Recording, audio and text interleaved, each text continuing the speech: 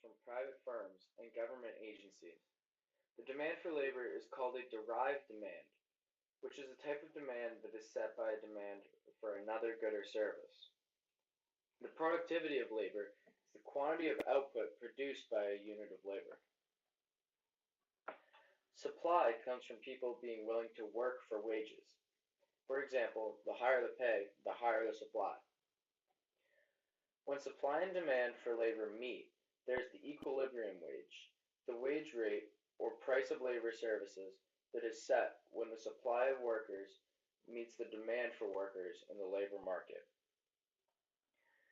Wages also depend on skill level. There are four main levels of labor skill: unskilled labor, semi-skilled labor, skilled labor, and professional labor. Within wages, there are also discrimination. Oftentimes, women and minorities are discriminated against. Businesses make excuses for it, saying things like men need to support while women are just working for cash.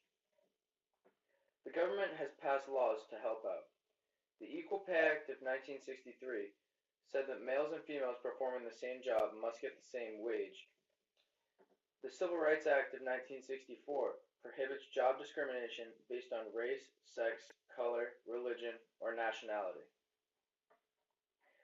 There is also the Equal Employment Opportunity Commission, which enforces the provisions of the Civil Rights Act.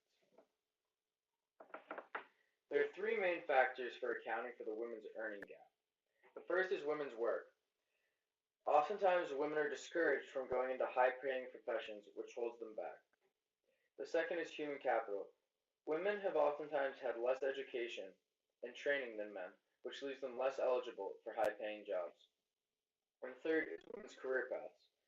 Employers oftentimes assume that women are not interested in a further career development, which can lead to something called the glass ceiling, or the unofficial barrier that sometimes prevents women and minorities from advancing to the top ranks of organizations dominated by white men. Another factor affecting wages is minimum wage laws. Employers may be forced to pay more than they really want to due to these laws. Advocates say it supports the poor and lets them live, while others say artificially increasing the price of labor actually causes a decrease in the quantity demanded. Safety laws also affect wages. The Occupational Safety and Health Administration sets safety standards. This can affect wages because companies have to meet standards, which cost money.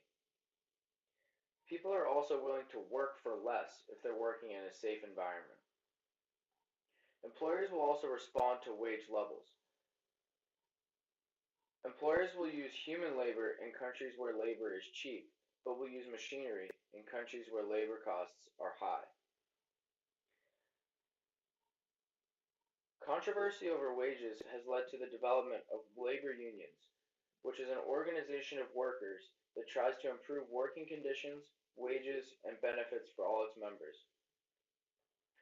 Within unions, unions will often engage in feather bedding, which is the practice of negotiating labor contracts that keep unnecessary workers on a company's payroll. Only 1 in 8 American workers are in labor unions today, even though they used to be really important. In the 1800s, with the rise of industrialism, workers were working 12 to 16 hours a day, 7 days a week. The working conditions were poor. Many people lost fingers or got other injuries. Oftentimes, if people were injured, they would even lose their jobs. Workers' protests started as early as in the 1790s. Skilled workers formed unions, and early unions went on strikes. A strike is an organized work stoppage intended to force an employer to address union demands. Samuel Gompers started the U.S. labor movement, rising the union ranks in New York City. He focused on three key things: higher wages, shorter hours, and safer work. He also founded the American Federation of Labor in 1886. Employers fought back, firing union organizers and forcing new workers to sign yellow dog contracts, which this meant saying they won't join a union. During the Great Depression, unions gained even more rights. The union membership grew all the way to 35%. Unions became so large they even gained large dues to cover union costs. As unions grew, they began to abuse their power. Unions used feather bedding to keep unnecessary positions employed. Companies that needed to improve efficiency in order to stay effective found union as an obstacle. The government tried to curb union power with the Taft-Hartley Act, which allowed states to pass right-to-work laws. Unions may also be disappearing because there are less blue-collar jobs, which makes up a majority of union members. Also, manufacturers have laid off many union workers in recent years due to competition overseas. There are also a lot more women in the workforce now, and women are less likely to join a union. Many economists also think the decline in unions may be due to less of a need for them, as new safety laws have been passed in recent years and work weeks are generally reasonable. Companies go through something called collective bargaining, which is the process in which a union and company management meet to negotiate a new labor contract. Union contracts normally last 2 to 5 years, so unions have to renegotiate certain issues frequently.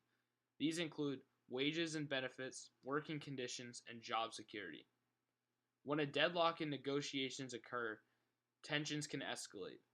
Strikes are very common and can be detrimental to both a company and workers if they strike for too long. If strikes last too long, there may be a mediation, where a neutral third party comes in and tries to resolve the dispute. Decision reached by the mediator is non-binding, so neither side has to agree with it.